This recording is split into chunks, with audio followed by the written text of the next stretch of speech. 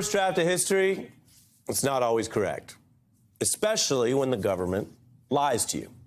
Which brings us now tonight to a pivotal period in our recent era, the conclusion of that highly anticipated Mueller probe. You follow the news, you're watching the news right now, so you may remember that whole period. Different Trump figures went down. They were searched, indicted, convicted. And then Mueller turned in his detailed report to the DOJ, but it did not immediately go out to the public. Many expected the report to put some heat on the administration and pressure then Attorney General Barr to release it rather than simply hide it. But he had a different trick up his sleeve, a middle ground that actually matters in the news tonight, and I'll explain why. Barr infamously scooped the entire Mueller report with his own misleading summary. It was so clearly off the mark that Mueller took the rare step of writing Barr, nominally his supervisor, to call out the deceit about the true nature and context of the entire report that he spent so long creating and investigating and writing. Now, that was then. This is now. Long time since then, especially the way the news has been lately. But Barr hasn't faced much serious questioning about what he did.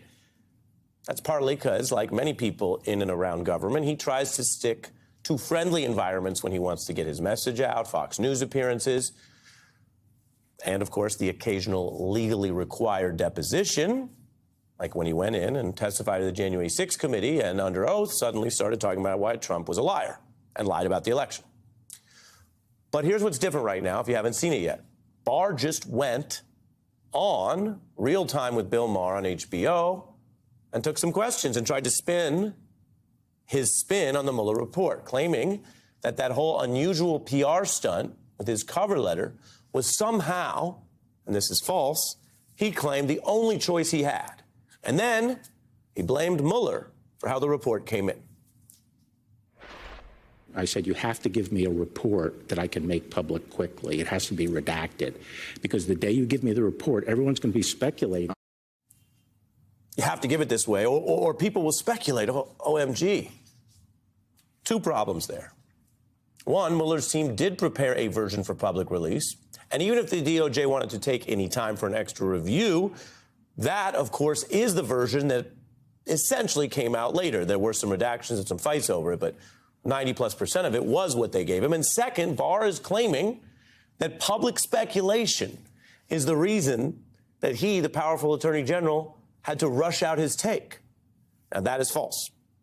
The DOJ stays quiet or waits on many different topics or cases while the public in a free society speculates. And the press sometimes speculates. And that does not create any obligation for anyone in government to do anything, nor should it. Public speculation is not a legal or logical reason for Barr to rush anything. And boy, did he rush. He rushed it right out this weekend. Let me give you one example. There is plenty of speculation about how Jeffrey Epstein died in a federal prison. Who was in charge? Bill Barr. That was on Bill Barr's watch. And you don't see Mr. Barr, while in government or out of government, rushing out a ton of information, transparency, or claims about that mysterious and controversial death just because of, quote, speculation. We call bull, Mr. Barr. Now, in this new interview, Mr. Maher pushes back and Mr. Barr continues with his spin and defends how he issued his own purported legal conclusions that had very real consequences and really scooped the Mueller report. I read he did give you that. No, he did not, okay? So when he came in, and by the way, there was no pressure for him to give in on any day certain. He could have taken his time and redacted it. He came in and they gave us on Friday the report unredacted. It was illegal to put it out. I felt that I had to say something to give the bottom line of what he decided. Number one, I said he found there was no collusion.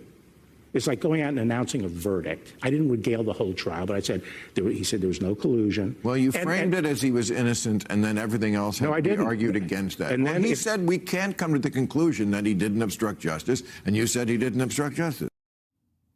You know, Barr is being tricky there, and this is important for the record in the world. Barr knows any call about presidential law breaking in this type of probe goes to Congress.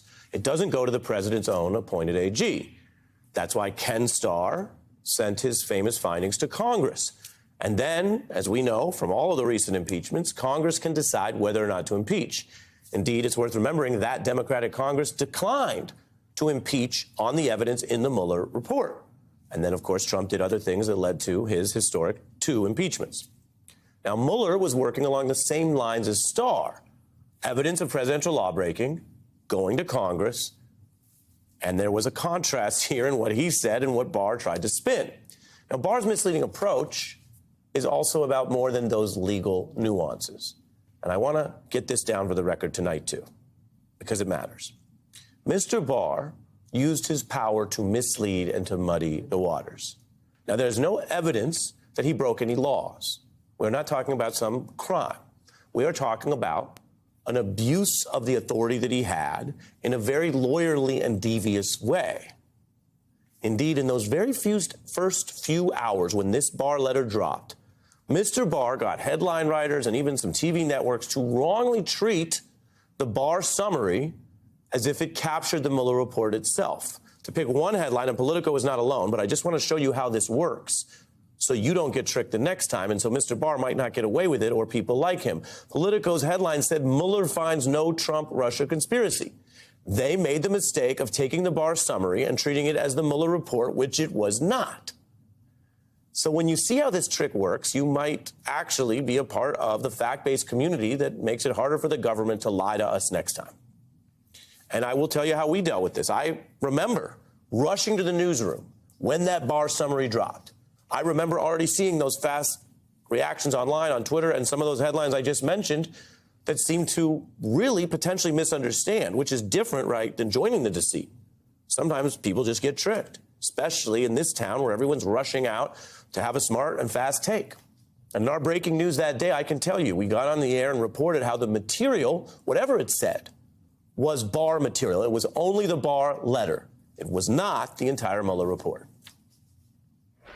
Not the Mueller report everyone's been waiting for. This is 4 pages. There's not a single full sentence in here that's quoted the Mueller report. The most important parts of this letter are the direct quotes from the Mueller report. Everything else is Barr's views. I would note 4 sentences that are in the letter that are attributed to the Mueller report. Not a single one of them is a complete sentence. No complete sentences. That was suspicious. If you ever want to get inside the mind of the reporters, and we all work together, we have a big team here, we work hard together. Sometimes we have these conversations, we say, well, can we say that it's a lie? Not responsibly, because I didn't have the underlying Mueller report. I could just try to tell you that Mr. Barr had his own troubled record, and if there were full sentences in the report that Mr. Barr thought were so true or helpful to, obviously, the person he thought of wrongly as his client, Donald Trump, he might have done a whole sentence. So, do I repeat myself? Yes, occupational hazard. But this matters. There's a great saying on the internet, don't feed the trolls. The trolls are the people who just want to upset you or lie or comment on a picture to get you upset. You don't feed them. You don't respond to them.